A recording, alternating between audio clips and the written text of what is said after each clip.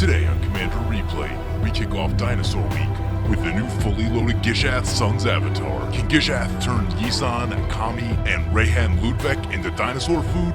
Find out next on Commander Replay. Welcome back, everyone. We are kicking off Dinosaur Week with a bang, playing Gishath Sun's Avatar. Taking a look at our opening hand, I'd really like a Cultivate. We have two colorless lands in our hand, which doesn't seem great, and everything else is off color.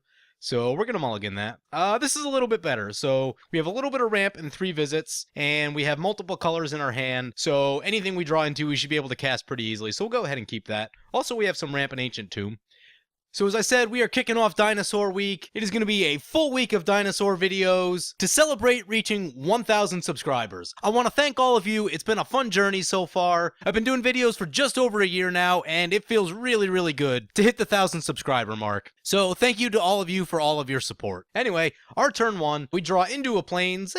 Probably didn't need a land right there. Wouldn't mind a castable card. But I think I'm going to go with the Windswept Heath right here. We'll fetch right now. We have some white mana in our hand already, and I know there's 1 or 2 cards in our deck that rely heavily on red, so we're going to go for the Cinderglade right here, since we don't need an untapped land, and we'll want to make sure that we have multiple red sources later in the game. Birds of Paradise coming down for the Yisan opponent. So as I mentioned, we're playing Gishath. Sun's Avatar is 5 red, green, white for a 7/6, Trample, Vigilance, Haste. Whenever it deals combat damage to a player, reveal that many cards from the top of your library, put any number of dinosaur creatures from among them onto the battlefield, and the rest on the bottom of your library in a random order.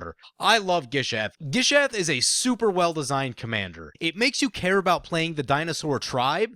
It's powerful, but it's not unstoppable, which is what I like about it. Zakama, for example, I haven't played it yet, but I've seen it a few times, and Zakama is just stupidly overpowered. So I have a feeling we're all going to be very sick of Zakama very soon, where Gishath is powerful, but still something that you can answer. Creatures can die many ways. Board wipes are really common in the format, so even if you have a lot of creatures, it doesn't necessarily mean that you're automatically going to win. Where with Zakama, it's really easy to storm off and do crazy stuff and just straight up win the game. Right here, we have a 3 visits. Nothing we can do with an untapped land, so again, I'm going to grab the Sheltered Thicket, since we don't need an untapped land and we want to have lots of red sources later in the game. And there's Yisan coming down. Ooh, Mana Crypt for the Kami opponent. Yeah, they're going to get a little ramp going. Plays a Ristic Study. Ugh. Also, the Rayhan Ludwig opponent played a Paradise Mantle on turn 1. Interesting choice. Ludwig Necro Alchemist coming into play. We draw into a Sacred Foundry, hitting all of the lands. If we ever get to the late game, life will be good, but we are not yet in the late game. Right now, I'll play the Ancient Tomb, just on the off chance that someone plays a wheel effect. We want to make sure that Ancient Tomb is in play. I'm not expecting it, but there is red and blue at the table, so it is something that could happen. Anyway, let's take a look at what our opponents are actually playing. First up is Yisan the Wanderer Bard, is 2 and a green for a 2/3. You can pay 3 and tap it, put a counter on Yisan, search your library for a creature card with converted mana cost equal to the number of counters on Yisan, put it onto the battlefield and shuffle your library. Very powerful commander because it can tutor for the same series of creatures every time, and it's really, really hard to deal with. Even if you wipe the board, Yisan can rebuild its board really quickly. So, in my opinion, pretty annoying commander. Definitely not a commander that I like to face, because it is really, really powerful. Anyway, Yisan lays down a Lenoir Elves, and does not pay for the Ristic Study, which is kind of annoying. So, Mana Crypt on the Kami's turn. Kami of the Crescent Moon, by the way, is blue-blue for a 1/3. At the beginning of each player's draw step, that player draws an additional card. Of all the commanders at the table, this one makes me the most nervous. Oh, there's a puzzle box. So there's the wheel effect that I was talking about. It's a good thing we played our Ancient Tomb. Now, what I don't love about this is that we have 2 board wipes in our hand, which is something you need to slow down the Yisan opponent, but hopefully Yisan focuses Kami of the Crescent Moon. I'm not exactly sure what Kami's win condition is going to be, but you can do a lot of things if you're drawing a million cards every turn. For those that aren't familiar, Teferi's puzzle boxes essentially wheels your hand every turn. Popular in things like Nekusar, where you want to be wheeling often. Unfortunately, we're going to lose our Austere command, which is a way to get rid of things like Ristic Study and Teferi's puzzle box, which is not great. There is a little bit of removal in this deck. There's a Wear Tear, a Return to Dust, and a Decimate, so we do have a couple other ways that we can deal with those things. I mean, if we found land mana crypt, we'd be able to get Gishath down, and that's always a good time. Olivia Valderin coming into play. Oh boy. Does not pay for the Ristic Study, so Kami already gonna have a million cards in hand. Boy, do I wish we weren't losing our board wipes. And Ludwig swings into us. That seems unnecessary. We have a scary late game, but Yisan is scary all the time, and Kami is also scary all the time, in my opinion. So we draw a Harmonize, which we will also lose to the puzzle box. So put all these things on the bottom. We draw... There's a Wrath of God. We may need to play that. Also Penance. Ooh, tough choices here. Garrick is cool because it draws us cards, although I guess we just lose the cards if we do that. Penance is really good. Wrath of God is really good.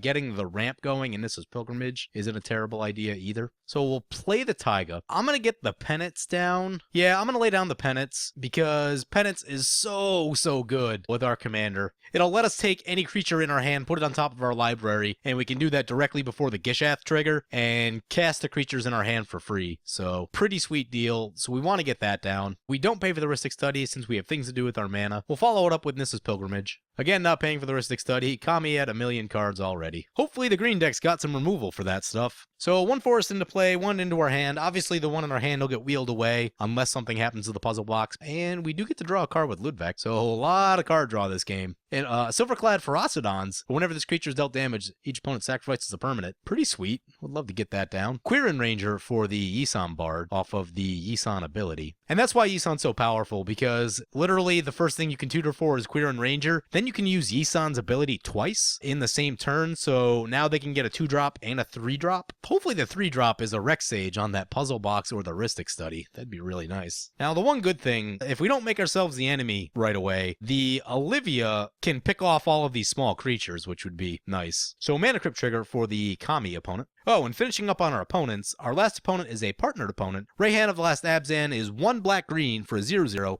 enters the battlefield with 3 +1/+1 counters on it.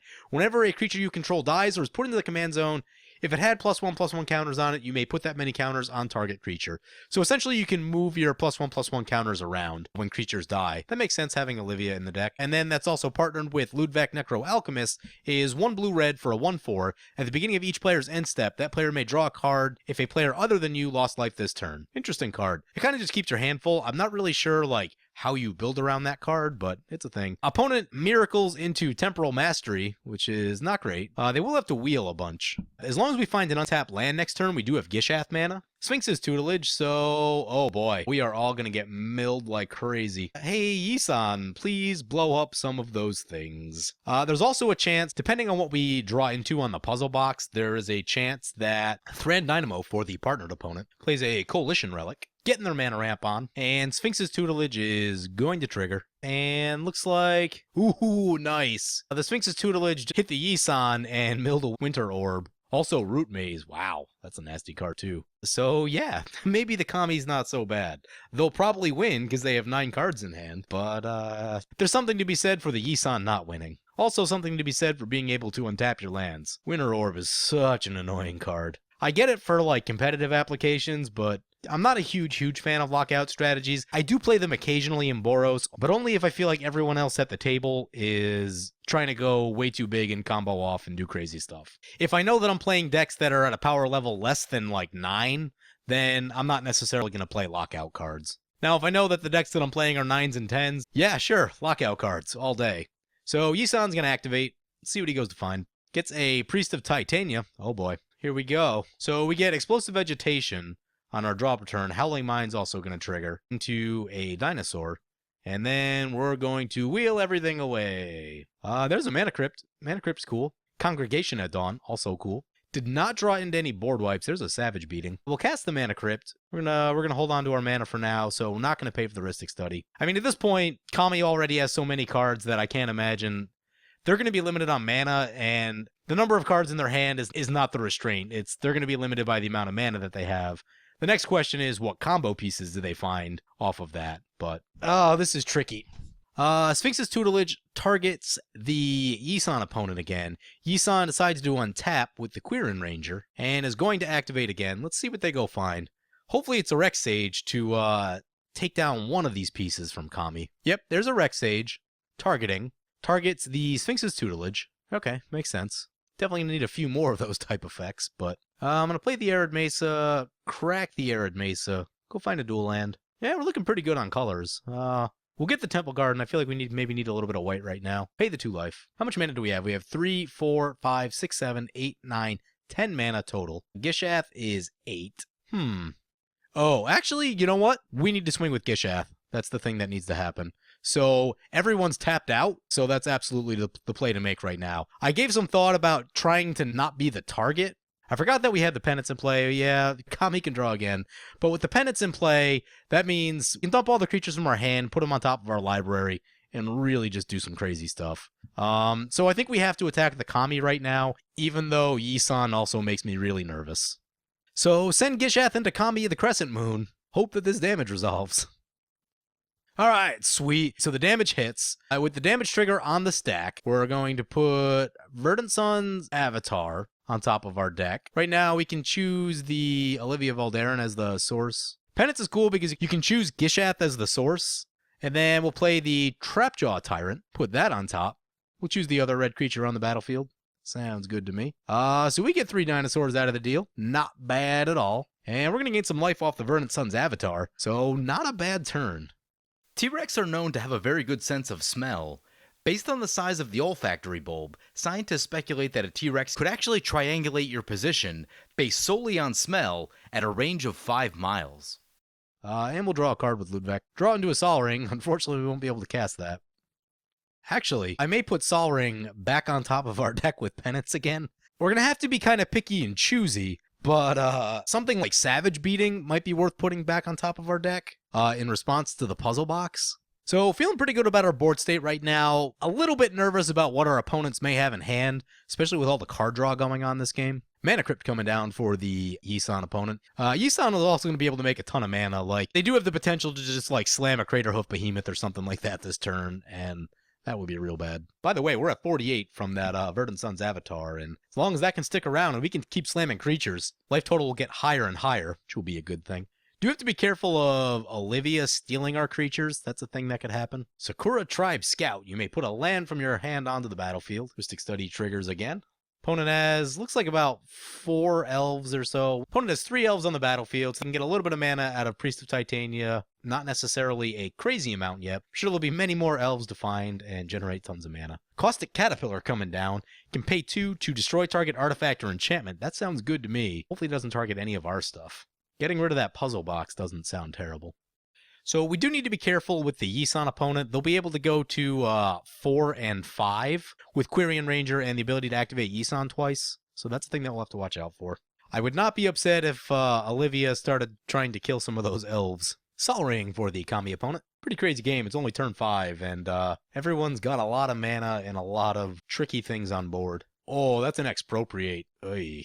That's not good. Unfortunately, our creatures are probably the most alluring to steal. They are big and threatening. Everyone's going time. Yeah, I don't feel like losing any of my stuff. We will also go time. So opponent's going to get 3 turns, and in the 3 turns, they will probably find ways to take more turns. If Yisan went for an Acidic Slime and blew up the Reliquary Tower, it would actually hit the Kami fairly hard. Teamer Sabertooth. You can return a creature whose owner's hand. If you do, Teamer gains Indestructible. Interesting. And that's a Seedborn Muse. So Yisan will be able to do all of that again, and will probably have a very lethal board state by the time it gets back to their turn. Opponent says they don't have an Acidic Slime in their deck. Seems like a mistake. Opponent plays a Spy Network and look at target opponent's hand, look at the top 4 cards of their library and put them back in any order. Interesting. Based on our opponent's conversation, there may be a Bane of Progress coming in the future, which would get our Mana Crypt and our Penance. Penance is something that I do like a lot and would prefer not to lose, but if it's at the cost of neutering this Kami opponent, I think it's probably a good idea. Opponent copies their Teferi's puzzle box. That means that doing any of the penance tricks won't work, so we'll have to get rid of at least 1 puzzle box to do any of the penance tricks. There's a Mirror Universe. Opponent says they'll be dead soon, so oh well. Yeah, there's a Doubling Cube. That Bane of Progress looking mighty good. So opponent's going to activate Yisan. We're going to turn off auto yields just to be safe about things. Here comes a Bane of Progress. Destroy triggers on the stack. That'll get rid of all the puzzle boxes. If that's the case, I think that means we don't really need to do anything with the penance. Ooh, so Kami scoops it up. Bane of Progress is a 9/9. All the artifacts and enchantments are gone. So Kami scooped it up. They're out of the game. Thank God. They make me very nervous. The next issue is dealing with this Yisan opponent. That Bane of Progress is actually so big that we aren't going to be able to get through it super well. So what I'm thinking about doing right now is Congregation at Dawn for Raging Swordtooth. That 1 damage will get rid of so much of Yisan's board. There's an Endbringer. Endbringer can also do some of that. Endbringer could be pretty bad against us, actually. So Raging Swordtooth cost 5. We have 3, 4, 5, 6, 7, 8. We'd have exactly enough, and we'd have a little bit of change left over with an extra land and the Sol Ring. This is tricky. We're still not going to be able to attack through the Bane of Progress super well, but... Because the other option is Savage Beating, and just try to really go crazy and get a million dinosaurs. Tricky, tricky, tricky. Anything else we can Congregation at Dawn that would be helpful? Savage Beating cost 7 to entwine. Actually, yeah, okay. I think we have to Savage Beating. So play the Forest, play the Sol Ring, go to combat against the partner opponent just because they don't have a lot in the way of blockers and we know we can get the damage through. See if opponent decides to make any blocks. So no blocks. We're going to entwine this Savage Beating, get the damage in, get a Gishath trigger, play the Congregation at Dawn. So right here, I'm going to get the Raging Swordtooth, the Regisaur Alpha, and Zakama. And hopefully this can finish the game up. Put any number of dinosaurs in, putting all the dinosaurs in. A bunch of Verdant Sun's Avatar triggers. Raging Swordtooth trigger. Wipes away a ton of the elves. Nice. Ooh, Trapjaw Tyrant was dealt damage. So we can exile the Bane of Progress. Now it should be free reign over the Yisan opponent. Yisan doesn't have enough to activate their commander. Oh, we're in such good shape right here. So, gaining a bunch of life off the Verdant Sun's Avatar, up to 72. Oh, wow. And that second hit takes the partnered opponent right out of the game. And then we get another Gishath trigger for a... Wow, we only find only 1 dinosaur. It's the Burning Sun's Avatar. But the Burning Sun's Avatar is enough to get rid of this Seedborn Muse, which is a real good idea. And now I hope we have lethal on the Yisan opponent. Declare attackers. Attack with all creatures. Opponent says GG. Nice. Let's see it. Hit number 1 with the Gishath. Oh, yeah, easily lethal. Goring Ceratops and Zatalpa. Yeah, Verdant Sun's Avatar triggers. Bam! 89 life. And the Yisan down to negative 34. Wow, that was a turn. Oh my god, the power of Congregation at Dawn and Savage Beating, so crazy. Yeah, this is the type of game you want to have when you're playing dinosaurs. Just a million dinosaurs with double strike, and our ability to go find the haste dinosaur after having the second combat step, really powerful. The Raging Swordtooth, dealing 1 damage to all the elves, also really shut down a lot of things that our opponent could do. That was fantastic. That was exactly how I wanted this game to go. Both of the opponents in that game made me very nervous. The Kami of the Crescent Moon and the Yisan opponent. Those are commanders that win quite often, so I wasn't sure about our chances on that one, but we got there. Anyway, this is Game 1 of Dinosaur Week. Hope you guys enjoy the rest of Dinosaur Week. I want to thank all of you again for your support over this last year. And as always, if you like this video, feel free to comment, like, or subscribe. Thank you for watching.